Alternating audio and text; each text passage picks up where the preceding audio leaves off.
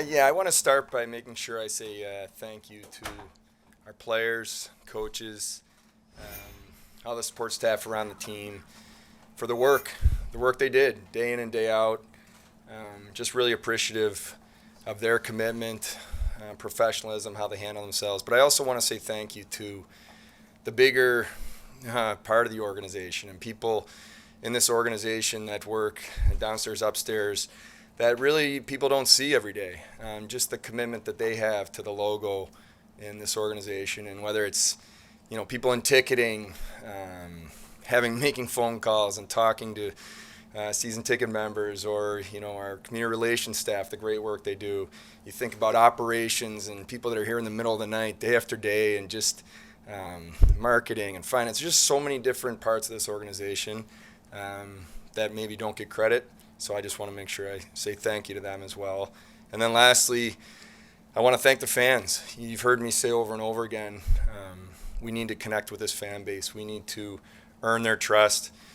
We need to build something special here that our fans can be proud of. And I have to tell you, sitting some of the games later in the year and feeling the energy. I know our players felt it, but seeing the wave and just the chants, and it's special.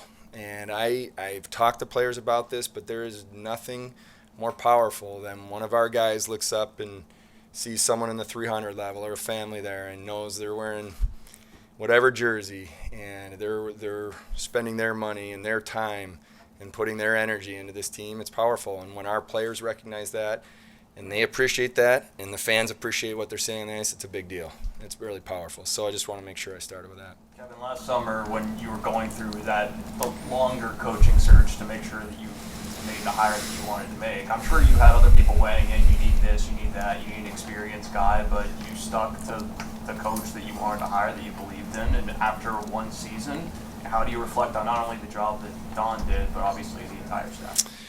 Yeah, well, let's see. Donnie is he's just a really, really good person. Let's start with that. And you want to be around good people, and you want to surround yourself with as many good people that you can have fun with, be honest with, back and forth. But you start there, and then he's an incredibly intelligent coach. He understands the game at a high level, clearly, but he also understands people, and the players trust him because he's honest. And then, I think his ability as a head coach to be in the moment and want the best for that moment, but also have perspective on the big picture and the development and how our players need to, just grow and learn. And it's not just because they're young, but that's just a really important part of coaching. And he has that ability to do that. And I think that's not easy. So, yeah, really excited about Donnie, the coaching staff in general. I mean, these guys they mesh really, really well together. Their personalities fit. They hold each other accountable, but they have fun. I mean, you want to have fun. This should be fun. And they have a great room in there. And I do believe that the players pick up on that. The players feel the energy. The players want to get on the ice early. The players want to stay on the ice late. And part of that is because they trust the coaching staff. And so, yeah, reflecting back on it now, I'm very appreciative and thankful for the job they've done, and they're excited to get better too. They want to be better themselves, and we're having those meetings now. But it's a good group. Kevin, you obviously have a roster that looks pretty full on paper for next year. The one area everybody talks about is the goaltending. I guess the two questions I have is how much of whatever happens with goaltending, the first step is going to be whatever Craig decides. And the second part is, how worried are you about the continued injury problems with UPL? Yeah, well, in terms of Craig particular, just what he brings every day was a big deal. Not just the on ice. The on ice, I thought he performed very well. He was solid. He was stabilizing in there, calm, gave our team a chance to win every night that he played. But his presence in the locker room, his presence in practice, his experience, I really think that was a big deal, and the culture piece of what we're working towards. So, I'll leave out the details of he and I in our private conversation, but he knows exactly how we feel about him. And we owe him the respect to take a breath, spend a little time with his family here and just be honest. And that's what we've asked him to do. So he and I will be in, conversations here, coming after he has a little time to take it all in. So yeah, we'll see where that situation goes. In terms of I guess, Mike, the big picture, I'm really excited about, the internal answers I feel we have here within the organization for down the road. And I'd say, obviously UPL fits that. I like the way he played when he was here. I like the way he's battled through adversity, whether it's injury or just, inconsistencies at times. And then if you look at his games over the last, few weeks, and they were in, basically playoff mode where every game was almost do or die for them. He's played really strong. He played confident. He was giving his team a chance to win. So for me, there was a good maturity out of him. And yeah, certainly the injuries, sometimes it's asking the question why. Is it just a fluky type thing? I mean, he got hit pretty hard there the other night when he's in the crease, and I don't know. There's much you can do about that, but that's something we'll talk about. But obviously, a guy like Devin Levi, he's what he did in college hockey this year is pretty special. And just even in terms of my conversations with him and talking about where's he at in his career, next steps. The answer of I'll share with you. One of the reasons we talked about him wanting to go back to school was because he said, I want to feel the pressure of being the top goalie in the country and having expectations on me and work through that. Like, that's a pretty mature answer for a young player to have. So I think it's just says a lot about who he is. But so big picture, we feel good internally. We'll look at different options, but what we won't do is do something to box ourselves out or that maybe we would be uncomfortable, down the road because we're just trying to do something, feel we have to do it right now. So we'll balance all that. Going off that, Kevin, how tough is it to not get so excited with the way this team played in the second half of the year and want to make a move right now with draft capital or with a free agency or trades or whatever to try and win next year, considering the playoff expectations are now there from the fan base? Yeah, I think you balance it all. I think what you can't do is, and you've heard me say this before, you can't hit fast forward. You can't just say, we're going from here to here. You have to, it's a process, and this is about us getting better. We're not satisfied right now. We played some really good hockey at the end of the year. I like the growth of our team. I like the growth of some individuals and majority of the individuals and the way it came together, but we have a long way to go. We got a lot of work ahead of us. So we want to make sure that we're setting this organization up for sustainable long-term success. And certain decisions you can make in the short term that maybe would, push you a little bit further along, it may come back to haunt you a little bit later. So we have to be really disciplined and careful as we put this together. We have to stay, really thinking about not boxing certain players out of whether it's a job here or even ice time within our team. So those are all the kind of things that we think about. But, you touched on playoffs. I really believe that when you're part of a team, you have to have goals. You have to have expectations. We work every day. We want to win a Stanley Cup. Okay, so how do you do that? Well, you got to get to the playoffs before you can win a Stanley Cup. So, okay, now take it back from there. What do you need to do during the season to make sure you're winning enough hockey games to put yourself in that position? Ultimately, that's over there. The focus that we talk about every day is, what are we doing today to be better than I was yesterday? How do we win the day? How do we win the moments within the day to be better? And if you approach that, whether that's my job, coaching staff, anyone, support staff, players, if you have that mentality every day, it'll take care of itself. And so that's what you'll hear us focus on, moving forward. We're going to talk about getting better, and that's a big deal. Kevin, has Ryan Johnson made a decision yet? He's at this point looking like he's going to go back to school. We've had conversations. He still is kind of, it's open-ended a little bit, but he's indicated that, where he's at right now and the team they have and the ice time he gets there, he thinks, at this point he's leaning that direction. Does that concern you? No, I mean, you look at every one of these situations and it goes back to having honest conversations, which we've had. But, we're very supportive of players if they're in an environment that we feel they can get better, that's what we look at. And I know his coach and the coaching staff very well. I know the league he plays in, and I think this will help him continue to get better if that's ultimately the final decision he makes. Kevyn, you made the point a lot of times last year of wanting to keep guys who want to be here in Buffalo and be proud to wear the Sabres jersey. How much do you think the removal of Reinhart, Ristolainen, and Eichel, guys who were getting fed up with losing and all this other stuff and were part of the older team, how much by removing them from the equation allowed this team to grow?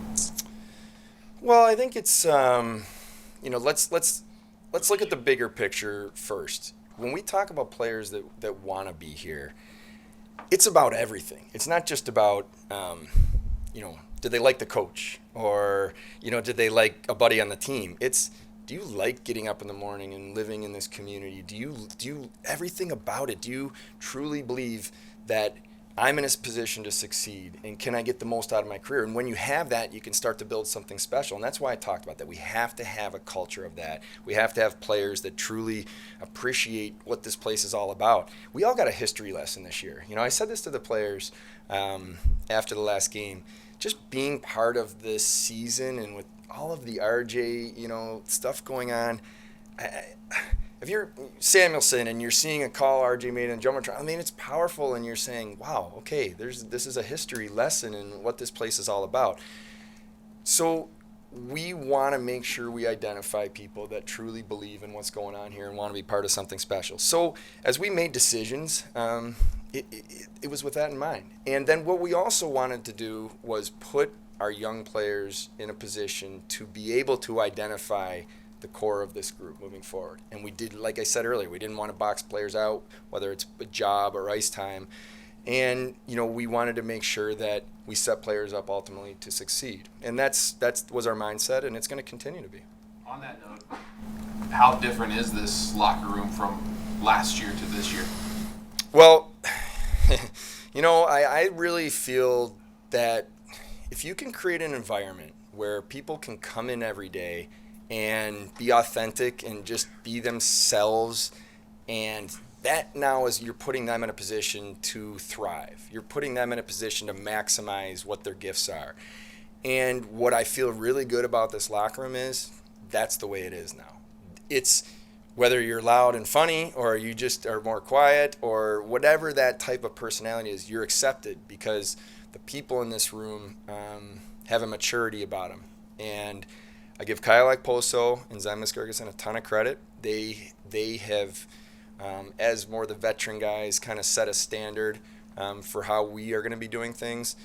But it takes everybody, and it's not just the players. It takes the coaches. It takes the equipment. It takes the trainers. I mean, just the whole culture isn't just one thing. It's all of everybody working together, and that's why I even talk about the bigger organization. Everybody's part of it. So I'm proud that we are now have an environment where people are accepted for who they are. And look at Owen Power. It's not easy to come in, regardless of how talented you are, to come into a team late. And what I loved about the way Owen came in here was, one, he was able to be himself and accepted by his teammates, and then two, just the way he wanted to fit in. I'm going to pick up pucks after practice or water bottles. I mean, that's a big deal. And then the players, if everybody feels that. So that's the environment we want. We got to keep working at it. With the cohesion and the improvement that you've seen this year, do you feel like this rebuild over the last year is mostly over now? Well, your word, never mine. Build. It's a build. And it's important because you're always building. It's never over.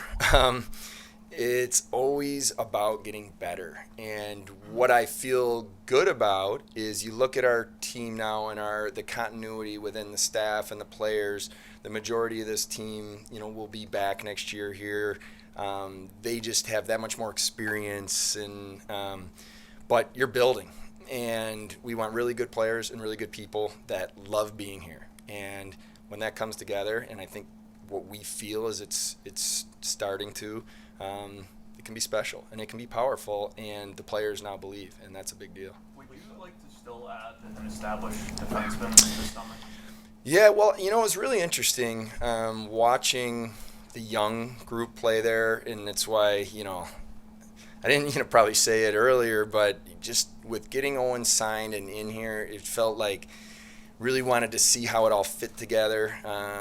And talking to the coaches, talking to the players in the exit meetings, I asked a lot of questions just about, right shot, left shot, right D. I mean, I don't know how close you guys watch when you a pair like Dahlin and Samuelson, and it's hard to figure out who's playing which side. There's the way they're moving around, and part of that's by design, from the way Donnie and the coaches put the system in, and part of that's the chemistry and them just doing their thing. So less focus on we have to get a right shot defenseman to play with Owen Power or Rasmus Dahlin. More about, is there the right person that fits what we're doing here that can be additive to all parts of the culture and their on-ice play. So, yeah, for sure we're going to look at that.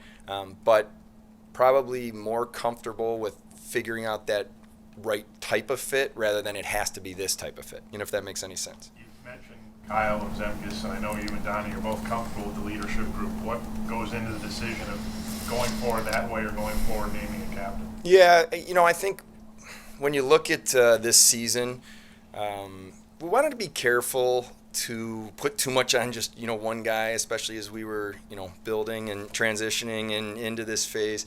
But we wanted to make sure we gave the young guys a voice and let them have their time to learn and be comfortable in the locker room.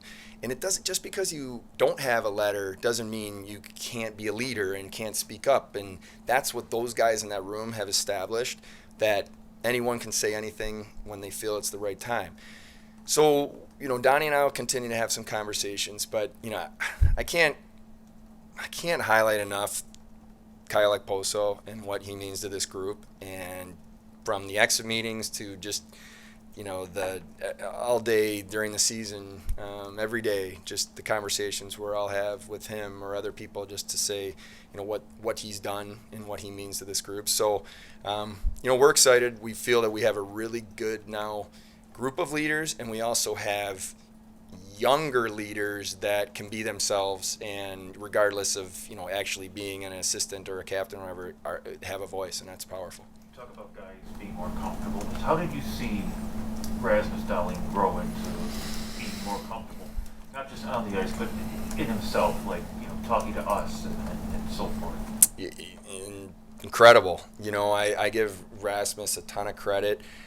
He made it very clear, and I don't know if you guys remember last year during this press conference, I was energized. The young players that we spoke to at the end at the exit meetings, they were hungry. They wanted this. They want to get better. Rasmus was the one leading the charge, and I saw really something special out of him last year starting in that meeting.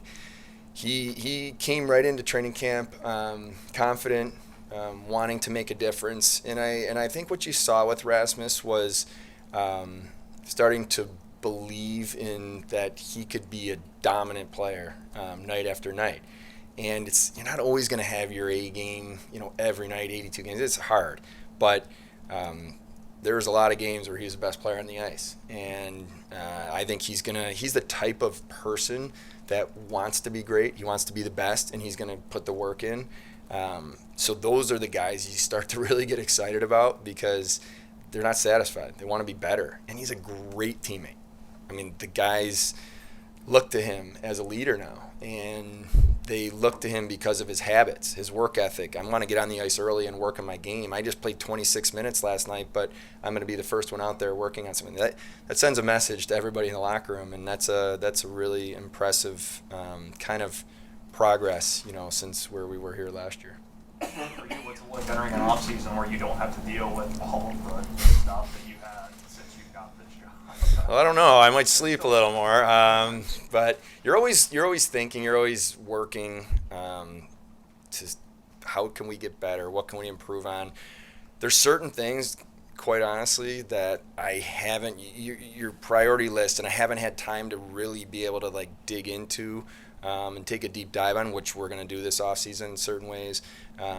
There's ways for me that I want to get better.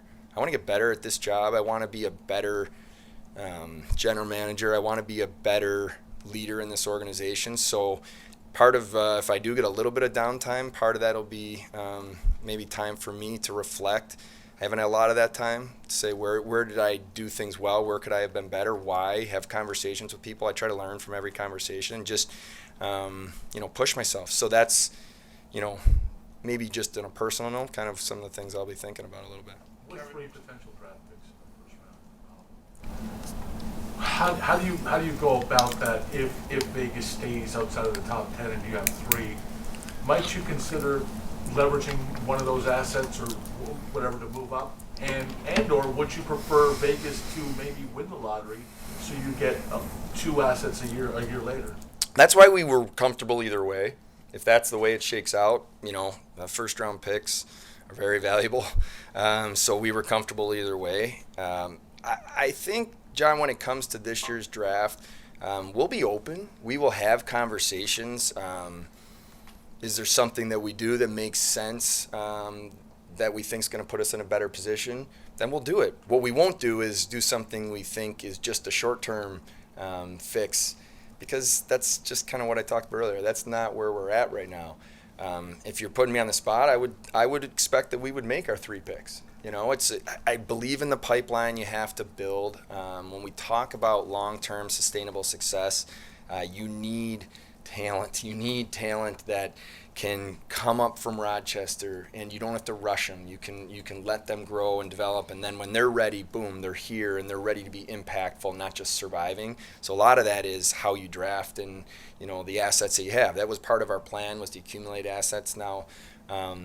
So we would expect that we would use them that appropriately. But you've got to be open. You've got to be in the conversations, and you have to be ready for any type of thing if the right opportunity presents itself. In retrospect, thank you. And when the turning point of this season seemed to be that Vegas game, the 3-1 win, when you get Tuck and Krebs both getting involved in that win, and just the energy in this room, I'm not sure, from your perspective, did this team have to for lack of a better phrase, exercise that ghost in some ways? Because that seemed to be, aside from the Toronto wins, but that seemed to energize this franchise moving forward. How important was that, and given how much patience you put in to make that trade, how validating at this point was it, looking back, in getting those 2 guys?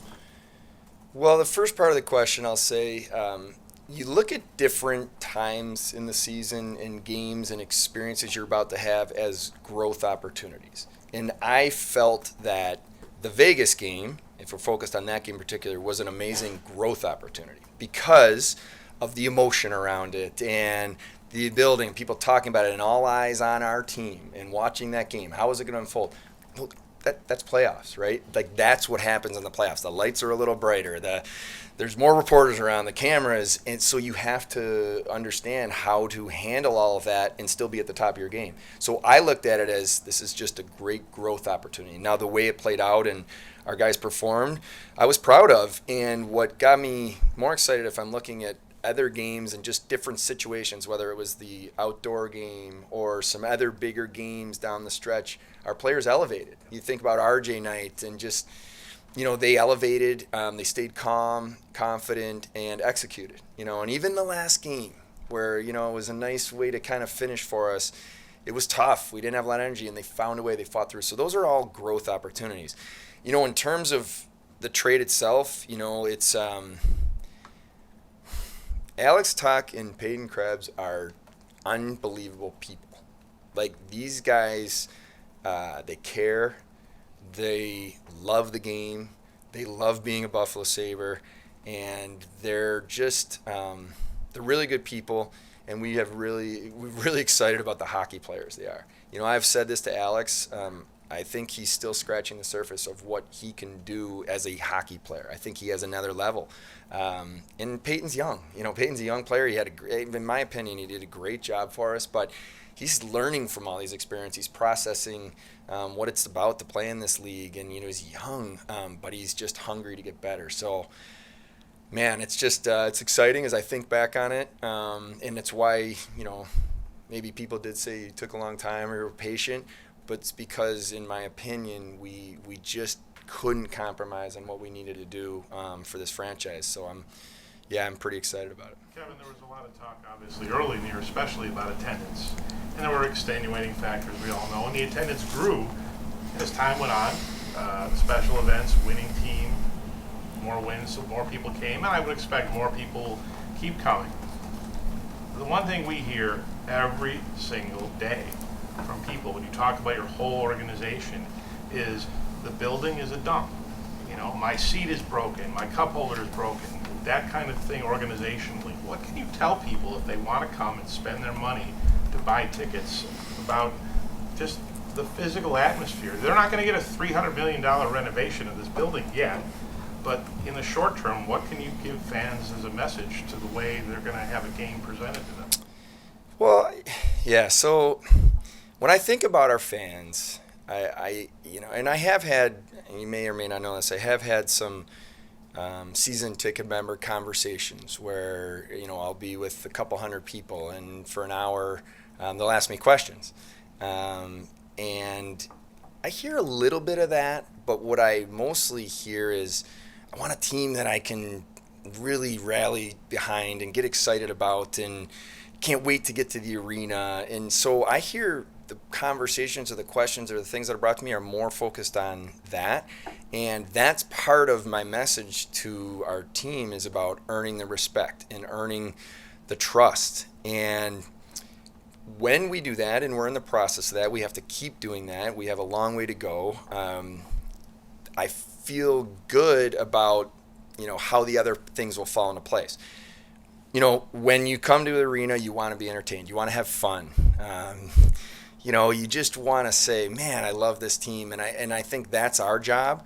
But yeah, when there's other things that you're talking about, one of the things I've learned in a leadership position is you have to know, right? Like, you have to know these things. So we need, as an organization, if that's the case and a fan is in a seat that something's wrong with, then they need to make sure they tell someone and tell us, and we'll get it done. So sometimes that stuff is talked about, but the people that can actually follow through and do it may not even really totally know. So I think that's part of the interaction and the trust that we need to have. We need to make sure that we're communicating, asking questions. I think the biggest mistake you can make when you're an organization is not talk to the people that are coming. Have conversations, ask questions, and then listen. Sometimes people ask questions, but you forget to listen. So we all need to listen and be better, and then make sure that whatever the priority of our fans is and helping them with their fan experience, we can deliver on. You said you wanted to be better. A lot of people would already say the drafting has gone really well. The Eichel trade certainly looks really well off the top. I mean, in terms of putting together a hockey team, what do you think you need to be better at? Me personally, you mean? Well, I think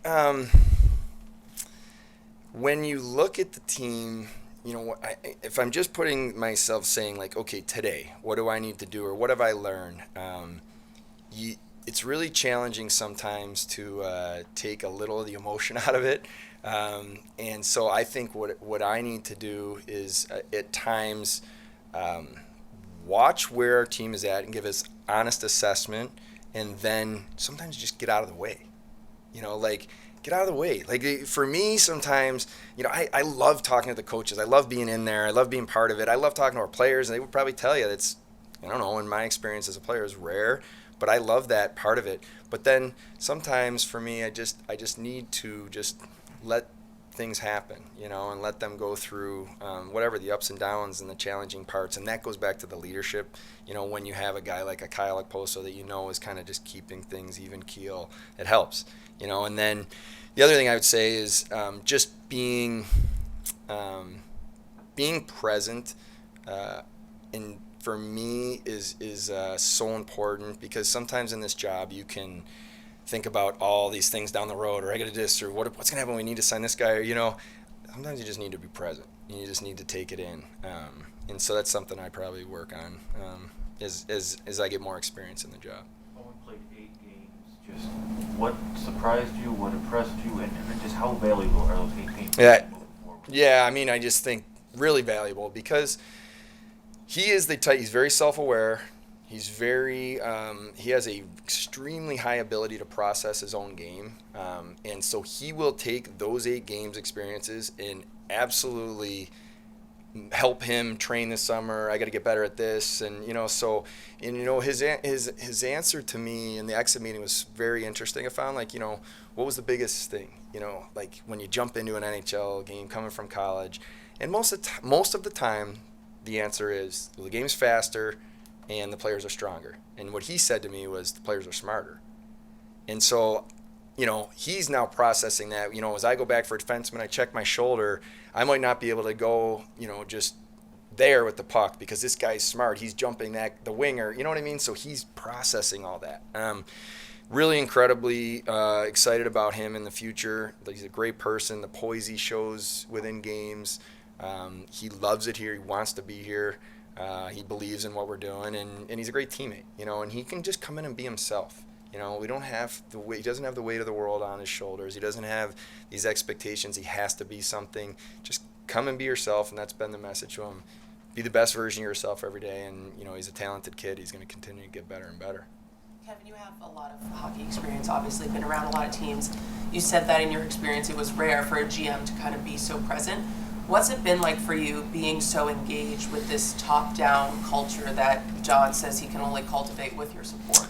Well, I just, I feel very strongly that when I got this job, I promised myself that I had to be me. And yeah, I think there's a lot of pressure, and it's just a lot going on that you can get distracted and you can forget. At the end of the day, be the best person you can be, treat people well, surround yourself with good people. That's it, right? And just be honest. You're not always going to have the right answers. You're not always going to. Sometimes you think in these jobs you have to have the answer all the time, or you have to be the smartest person. Just be honest and do the right thing. And so for me, that's been the message to the players, is I'm going to ask you questions. Just be honest with me. It doesn't mean that there's anything wrong. And then it also allows you to build relationships and to then have harder conversations, because it's not always great.